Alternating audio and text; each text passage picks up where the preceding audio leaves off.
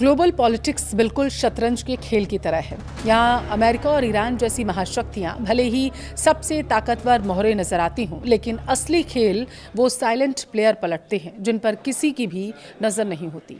आज जब अमेरिका और ईरान की मिसाइलें दुनिया के सबसे क्रिटिकल चोक पॉइंट यानी हॉर्मुज स्ट्रेट को भस्म करने के लिए तैयार खड़ी हैं, तब दुनिया को बचाने की चाबी सुपर पावर्स के पास नहीं बल्कि मिडिल ईस्ट के दो छोटे लेकिन बेहद स्मार्ट देशों के पास है। वो देश कौन से हैं? ओमान और कतर। आखिर ऐसा क्या है ओमान के सीक्रेट प्रपोजल में जिसने अचानक ही वाशिंगटन से लेकर तेहरान तक हलचल मचा दी है? क्या सच में थर्ड वर्ल्ड कंट्रीज अब अमेरिका के बिना भी बड़े युद्ध टालने की ताकत रखती हैं? आइए डिकोड करते हैं इस जियोपॉलिटिकल मास्टरमाइंड गेम को। वीडियो बेहद ही दिलचस्प है, रोचक है, इसलिए लास्ट तक जरूर देखिएगा। नमस्कार, आपके साथ मैं पल्लवी रविंद्र सिंह। देखिए, आप कल्पना कीजिए, कल सुबह आप उठते हैं और पता आपको चलता है कि पेट्रोल की कीमतें रातों रात 200 पहुंच गई, 250 पहुंच गई, 200 रुपये लीटर हो गया, 250 रुपये लीटर हो गया। शेयर बाजार क्रैश हो चुका है, दुनिया की अर्थव्यवस्था एक झटके में 10 साल पीछे चली गई है। आपको लगेगा कि मैं कोई फिल्म की कहानी सुना रही हूँ, लेकिन ये बिल्कुल नहीं है। यह एक कड़वी सच्चाई है। दरअसल अगर दुनिया के सबसे खतरनाक चोक पॉइंट यानी कि हॉर्मुज स्ट्रेट को बंद कर दिया जाए, आज अमेरिका और ईरान के बीच तनाव अपने चरम पर है। मिसाइलें दागी जा रही, युद्धपोत तैनात हैं और पूरी दुनिया सांस रोके हुए इस डर में जू रही है कि कहीं इस लड़ाई की आंच हॉर्मुज स्ट्रेट तक ना पहुंच जाए, उसे ना बंद कर दिया जाए। लेकिन इस गहरे अंधेरे के बीच एक उम्मीद की किरण भी है। ओमान और कतर ने एक ऐसा मास्टर प्लान पेश किया है जो इस महायुद्ध को टाल सकता है और दुनिया को एक भयंकर आर्थिक संकट से भी बचा सकता है। ओमान और कतर का यह नया प्रस्ताव क्या है? सबसे ज़रूरी बात, इसका सीधा असर भारत और आपकी जेब पर कैसे पड़ेगा?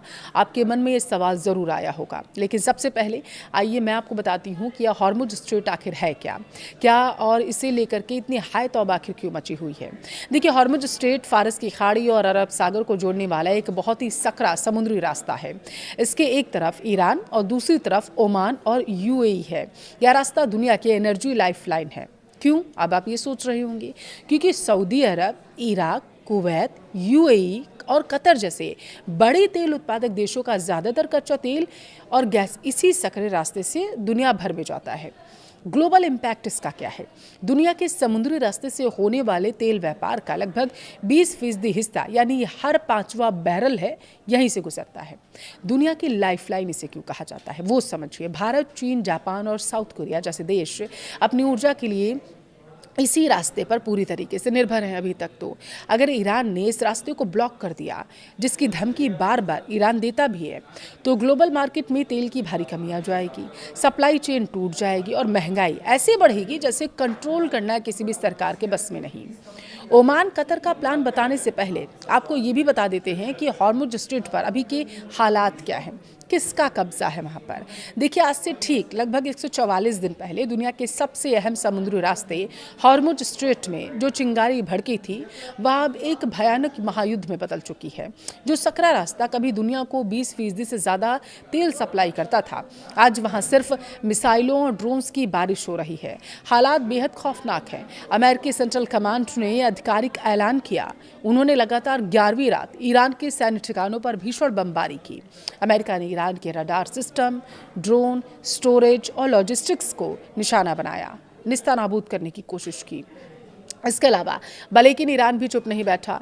ईरान के इस्लामिक रिवॉल्यूशनरी गार्ड कॉर्प्स ने इस अमेरिकी हमले का जवाब देते हुए बहरीन, कुवैत और जॉर्डन में मौजूद अमेरिकी ठिकानों पर मिसाइलें दाग दी, ड्रोन्स बरसा दिए। आज हॉर्मुज स्ट्रेट का हाल ये है कि यह पूरी तरीके से एक मिलिट्री वॉर जोन में तब्दील हो चुका है। पिछले 3 महीनों में ईरान ने 30 से ज़्यादा कॉमर्शियल जहाज़ों पर हमला किया।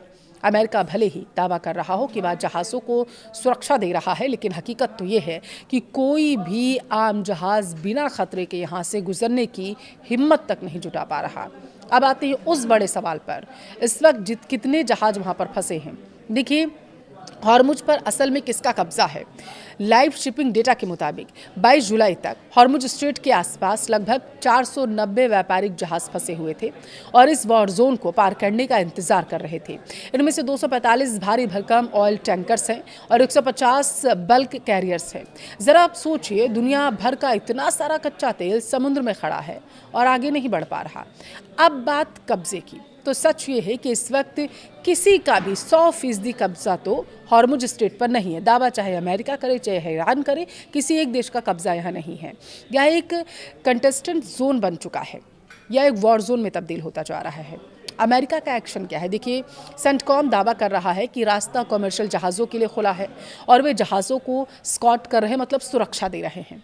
अमेरिकी नौसेना ने ईरानी बंदरगाहों की नाकेबंदी कर रखी है। दूसरी तरफ ईरान ने औपचारिक तौर पर इस रास्ते को अमेरिका और उसके सहयोगियों के लिए बंद कर घोषित कर दिया है।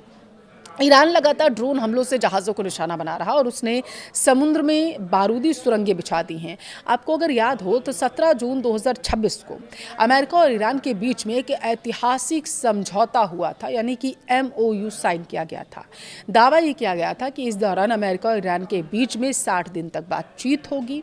60 दिन में ईरान और अमेरिका दोनों ही देश अपनी अपनी बातें पटल पर रखेंगे कि उनकी क्या डिमांड है, ईरान की और अमेरिका की क्या मांगे हैं।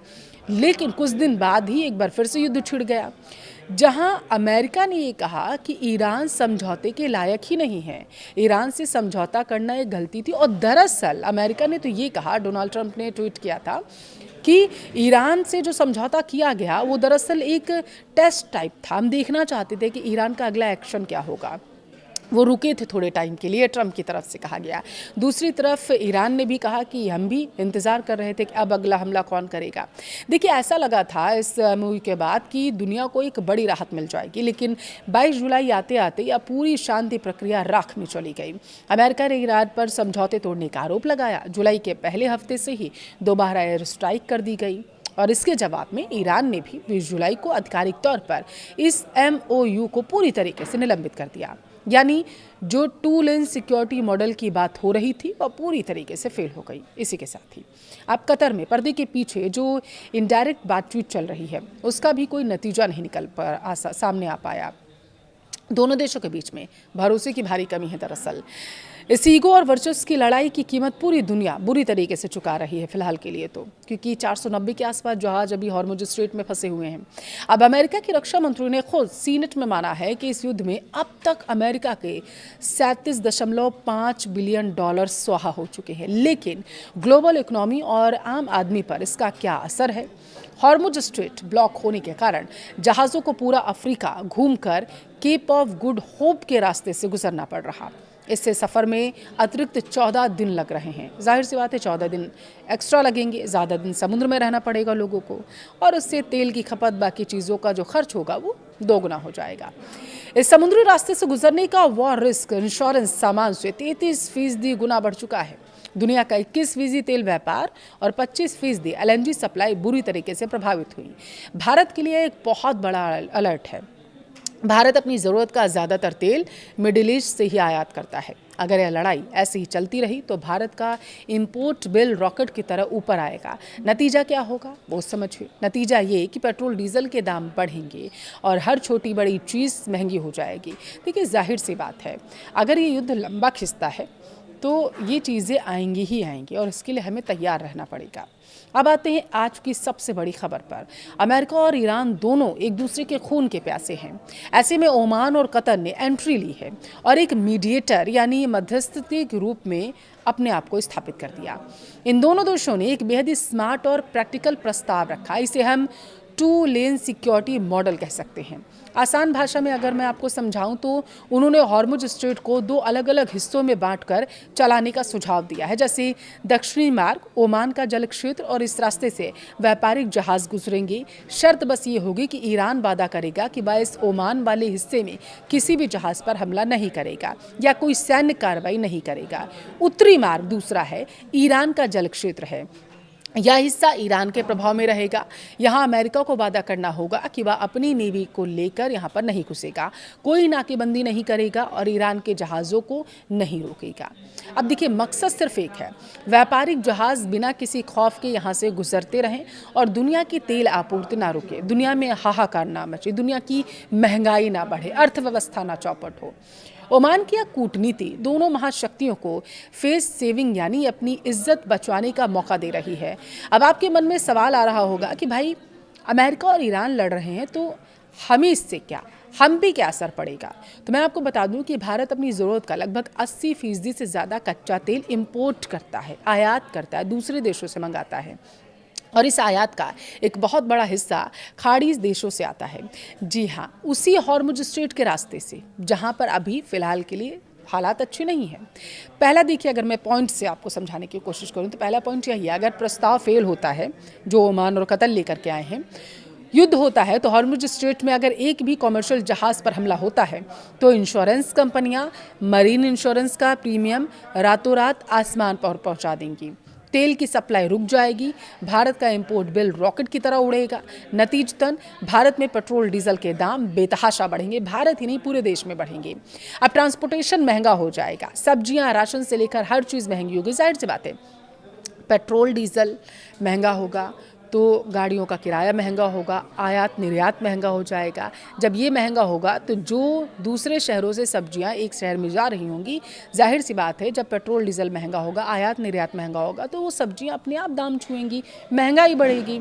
अब देखिए, इससे आम आदमी की कमर टूट जाएगी, ये माना जा रहा। दूसरा पॉइंट, अगर ओमान का प्रस्ताव पास हो जाता है और अगर अमेरिका और ईरान इस समझौते पर राजी हो जाते हैं तो हॉर्मुज स्ट्रेट सुरक्षित रहेगा, सप्लाई चेन नॉर्मल रहेगी। इसका सीधा फायदा भारत को भी होगा, हमारी इकोनॉमी को झटका नहीं लगेगा, फ्यूल के दाम स्थिर रहेंगे। यानी यह समझौता भारत के लिए किसी संजीवनी बूटी से कम नहीं होगा। देखिए, प्रस्ताव तो बहुत शानदार है, लेकिन क्या यह जमीन पर उतर पाएगा? सच कहूं तो राह इतनी आसान भी नजर नहीं आ रही है। सबसे बड़ी दीवार है भरोसे की, जो किसी को है ही नहीं एक दूसरे पर। अमेरिका और ईरान दशकों से एक दूसरे के जानी दुश्मन हैं, दोनों एक दूसरे पर समझौता तोड़ने का आरोप लगाते रहते हैं। अभी जो 17 तारीख को हुआ था उससे भी ये अंदाज़ा लगा है, अगर कोई छोटी सी भी सैन्य गलती हो गई या किसी प्रॉक्सी ग्रुप जैसे हूती या हिजबुल्ला ने कोई रॉकेट दाग दिया तो यह पूरा प्रस्ताव ताश के पत्तों की तरह ढह जाएगा। लेकिन उम्मीद की वजह है ओमान को मिडिल ईस्ट का स्विट्जरलैंड कहा जाता है।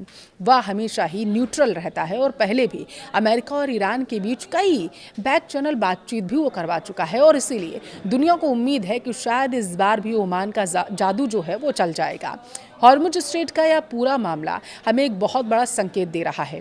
दशकों तक दुनिया ने माना था कि शांति बनाए रखने का काम सिर्फ अमेरिका और यूएन ही कर सकता है, लेकिन ओमान और कतर की यह कूटनीति दिखा रही है कि अब न्यू वर्ल्ड ऑर्डर बदल रहा है। अब क्षेत्रीय देश अपनी समस्याओं का हल खुद निकाल रहे हैं। अगर यह प्रस्ताव पास होता है तो यह सिर्फ एक व्यापारिक रास्ता नहीं खुलेगा, बल्कि कूटनीति के इतिहास में ओमान का नाम सुनहरे अक्षरों में दर्ज हो जाएगा।